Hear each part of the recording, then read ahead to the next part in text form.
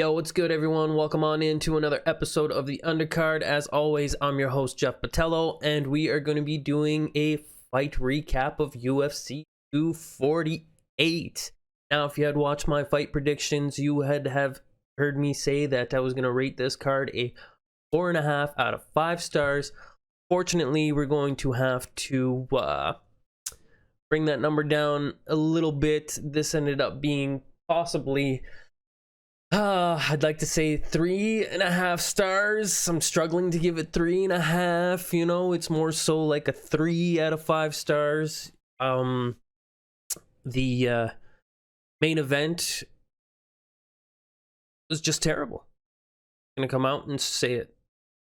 Israel Adesanya versus Yoel Romero was a boring ass fight.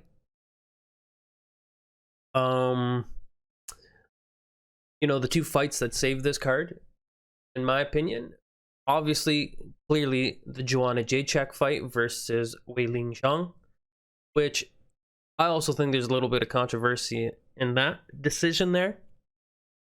And, no, we had a couple good early fights, and I knew that they were going to be good. I was expecting, you know, a KO here and there, but the KO that came in was from a different fight altogether. I had thought that Magny was going to KO Lee the Leech, but it ended up being Dariush knocking out Jakar Close, which was completely unexpected. Now, other notable fights on this card, not so much the main card, but in the prelims, we got to see Sean O'Malley off after a 2-year layoff, compete against Jose Alberto Pinenses. Sorry, I butcher some of these names. And O'Malley looked good after all his time off. You know, he's been grinding at the gym. Patenting his skills. He looked really good in this fight, and hopefully he's gonna have a quick turnaround, and we're going to see him again. Other notable fights was the Gerard Machute. I'm fucking terrible with these names. Gerard versus Darian Wynn, and Darian Wynn is a guy that fights out of Daniel Cormier's gym, and he was the much smaller fighter in this fight, and he's got some heavy hands, and he brought it to Gerard. He smacked him a couple of times, but I just think he's in the wrong division. He needs to come down to 105. Actually, that's the middleweight. He needs to be smaller than that. He's only like 5'6". He's much like my size, but like 100 goddamn pounds heavier than I am. It's fucking crazy. But the man's got some skills. The man's got some good hands. I think if he's able to keep that power and transfer it down to lighter division, that he could be a force to reckon with. So hopefully Darian can kind of figure out a few things and look to make his transition into the lighter fights, because at this point he's just going to be fighting guys who are much more taller, who've got the reach advantage, which didn't really seem to be the problem. He was able to get on the inside, but if he does come across somebody that is a prolific striker, they will pick him apart on the outside. Other notable fights was Rafael Vieira versus Sabek Seraf. Seraf was able to clip Vieira very early on and busted his eye up. His eye just terrible. It was pretty much closed on him by the end of the fight, but Rafael, being the amazing ground specialist that he is, world-class ground specialist, he was able to submit Seraf with an arm choke, and he just put in that squeeze, and he was just able to make the man tap. It was a pretty impressive victory for Vieira. Vieira is now 7-0, and we'll be possibly seeing him, I'd say late fall. He's got to give that eye some time to heal up, but you never know. We could probably see him late summer, August fight too. Well, we're gonna get into this main card here, and as predicted, Alex Oliveira versus Max Griffin was going to go the distance. I did think Oliveira did have the upper hand this whole fight. Max looked good in round 1 for the first couple of minutes, but Oliveira is the like I said, is the body of work, and the people who Oliveira has fought definitely came through. If you were to look at the fight stats seem to be very close to one another. Very hard to differentiate, but where there is a difference was in the significance of strikes. Alex Oliveira was able to control Max on the ground a little bit better. He did shoot in more often. Max had some good takedown defense. In fact, he only went down once to Oliveira. He's actually got some good takedowns as well. So not too bad, but unfortunately, Max kind of came up short in this one. He felt like he kind of did enough to win this fight. However, he just he needs to find that extra gear a little bit. Still a great fighter, still got a lot of potential, but hopefully we'll see him fight somebody close to this level again, and we can see exactly where Max is. As for Alex Oliveira, he had a very cool moment after the fight. He and Donald Cerrone, well, actually not he signed Donald Cerrone's hat, right? Donald Cerrone had that big old cowboy hat. Stylish motherfucker that man is. And it's funny because they're both named, their nickname is Cowboy, right? So we've got Brazilian Cowboy and your American Cowboy, right? So it was nice to kind of see that moment at the end of the fights there. But yeah, Alex Oliveira with the decision, and relatively half easy win for him, right? Didn't look too banged up and seemed pretty fresh. Looked like he could have gone another 2 rounds. Now, the one fight that I was expecting to be very entertaining just proved to be, kind of not that it was boring. It was a good fight, but I was expecting a KO in this fight, and I had expected that Neil Magny was going to possibly win, right? Neil Magny had the 8-inch reach advantage. 8 inches. You know how crazy that is? That's unbelievable. Magny came in so tall, so long, and Lee just looked like the way smaller man. Looked like he was out looks like he was in well, it looked like Lee was just in trouble there. He had no way of trying to work around his reach. He had problems in the striking department. He did okay in the takedowns, but he was unable to keep Magny on the ground. Magny has some great ground skills. He was able to get up to his feet. He had some great takedowns. In fact, as we're looking at the stats here, right, it's not even close, right?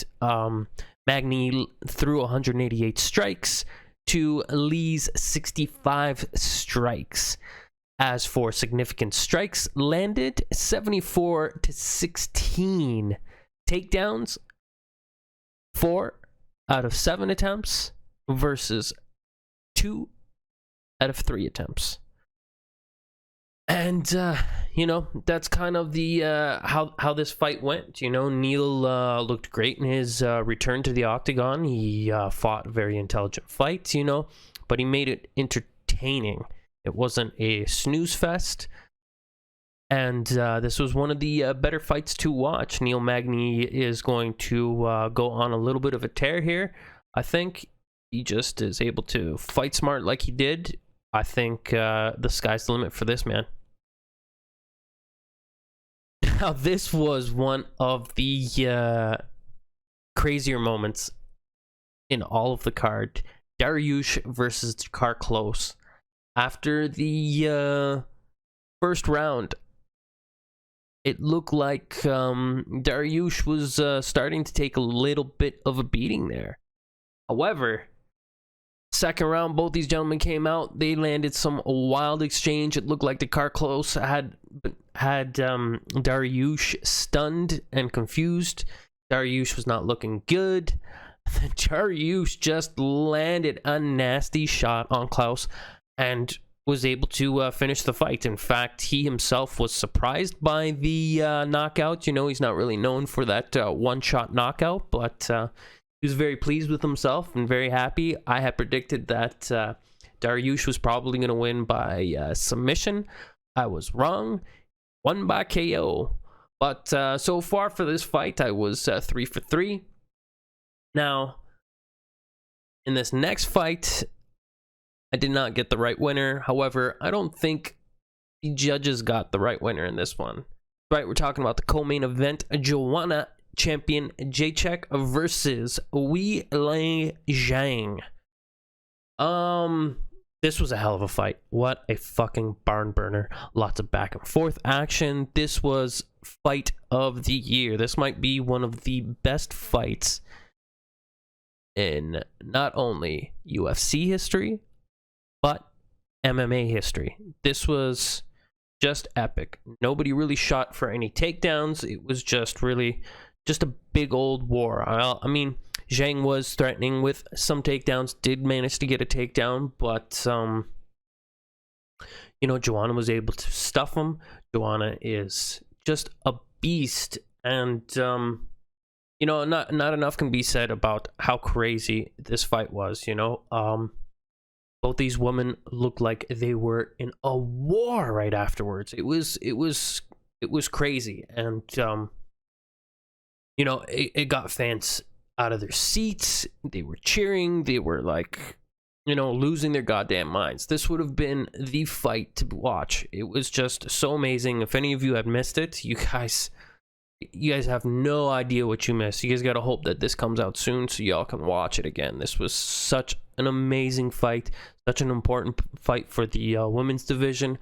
However, I do think Joanne got screwed over here, and I think she got screwed over hard. Let's go and break down some of the stats that the UFC has saw fit to give us. In the total strikes, Weili Zhang had 170 through 413 strikes, puts her at 41%. Joanne Jacek had 196 strikes through 370, puts her percentage up at 53. So she's more efficient with her punches, and she was able to land more punches. Significant strikes. This is a crazy amount. These girls were throwing so much. Weili had 165 significant shots thrown to her 408 thrown. Joanne Jacek had 186 to her 360. Takedowns. Now this is where it we see a little bit of a discrepancy. Weili got 1 of 8 takedowns, puts her at 12%, and Joanne did not try and take her down to the ground whatsoever. As we all know, Joanne likes to stay on her feet. She is a world-class Muay Thai fighter, you know, has won multiple championships.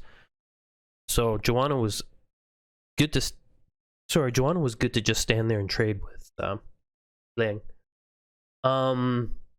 However, I do think Joanne got screwed over here, you know.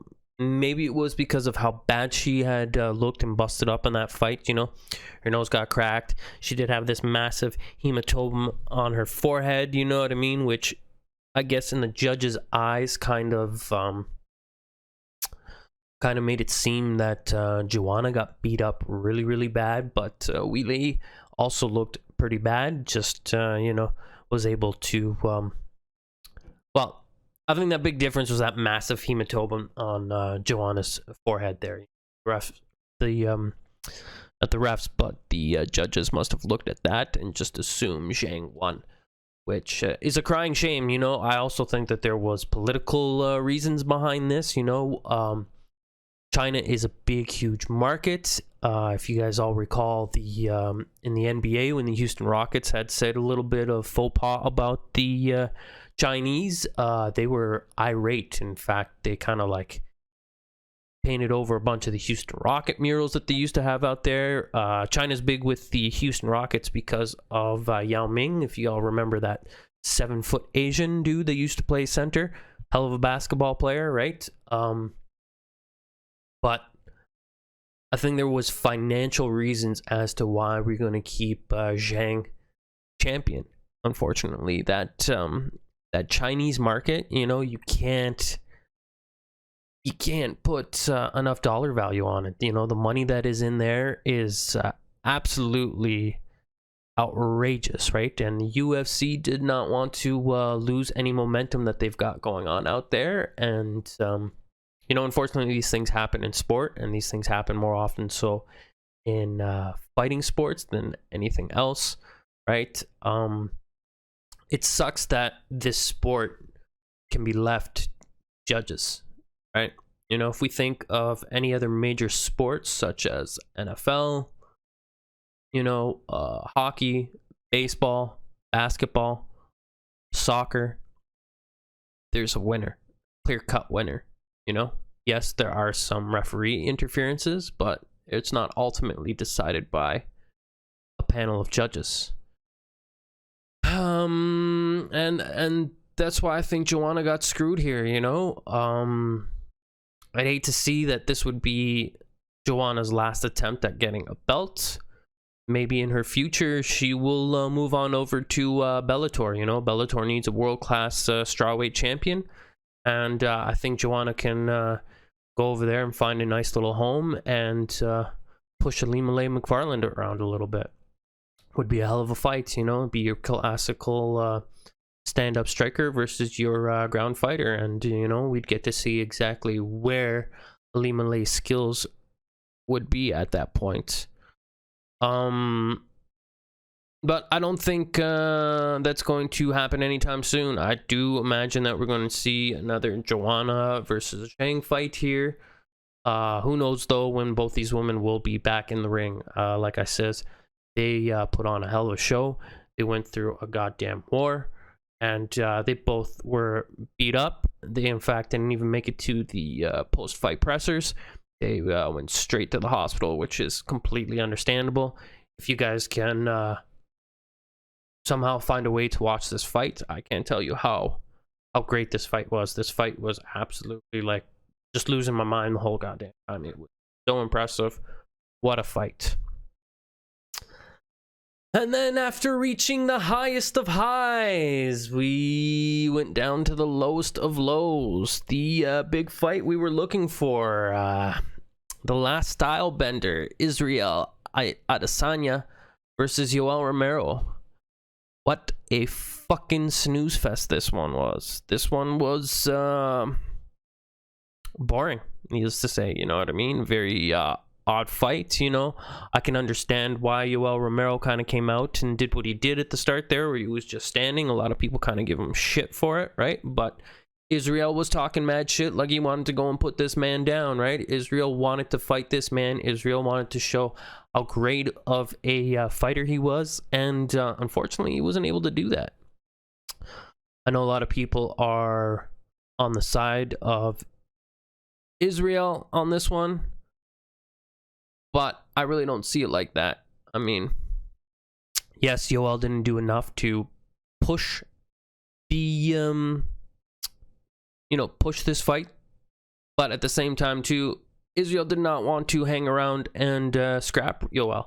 Yoel smashed him in the face in the first round, really nasty. You could see that Izzy was bothered by it. He was blinking his left eye, right? You know what I mean? He definitely got cracked, but just really never was looking to engage Yoel. In fact, anytime that they did engage, and I've watched this fight over a couple times, Izzy would just look to run away pretty much, you know what I mean? And just not engage. In fact, there's a couple of times you can see Izzy falling back to the cage and, sprawling to the left, sprawling to the right, just trying to get the fuck out of there, right? Try and create that distance, right? I mean, we were going to go by percentage of strikes, Yoel's got the higher percentage on both, right? Izzy threw a lot, but he didn't land nothing, right? In fact, he only has got 8 more strikes landed than Yoel. Like I says, there wasn't much going on in this fight. Yoel attempted to take Izzy down 3 times, was unable to do so. And yeah, just fucking all around boring. This was so boring, right? The only time Israel is in a dogfight is when somebody's in his face and taking it to him. Israel does not look to take the fight to anybody else. And with all due rights, you know, he is the champ, so he's got to play it safe, right? But he can't come out during the press conference and say that, you know, he wants to KO people when he's not really looking to KO people, right? He's looking to retain that title and keep that O. You know, this moves him now to 19-0. But I think this fight really hurt his stock. You know, kid's got a bright future, but, you know, he came out stumbling a little bit. This was not a good performance. In fact, these guys had put on some big dollars, or were paid some really big dollars for this fight. It was reported that Israel made $500,000, where Yoel made $350,000. And I wouldn't even give these guys $10,000 each for this fight. In fact, I'd tell you, here's the $10,000. You guys split it up amongst yourselves. And then see a real fight ensue. You know? I don't want to see this fight again. You know, we're going to see Israel fight, but that's because Paulo Costa is going to take it to him. Right? You know, and in all fairness, when Yoel fought Paulo, they were in a good brawl, a good war, you know. I think Israel just wanted to make Yoel chase him the whole time and gas him out, right? And Yoel wasn't falling for it. Anyways, folks, as always, thank you for sitting in and chilling out here. We'll be back again sometime this week. I'm sure we've got Bellator coming up, so we'll be doing some fight predictions for that. As always, I'm your host, Jeff Patello, and thanks for stopping on in here. Make sure to hit that sub button if you like what we got going on, and make sure to follow me on Twitter. Peace.